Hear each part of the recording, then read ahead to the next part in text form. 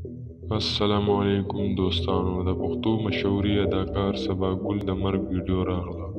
که غواړئ چې تاسو هم خبر شئ ویډیو را سره تر اخره وګورئ، او که تر اوسه پورې هم زموږ چینل نه وي سبسکرایب کړی دا هم درسره سبسکرایب کړئ. دوستانو، د پښتو مشهوري اداکارې سبا ګل چې پخوا به یې په پښتو ډرامو کې کار کوو، یو ناڅاپي مرګ خلک ډېر زیات خفه کړي.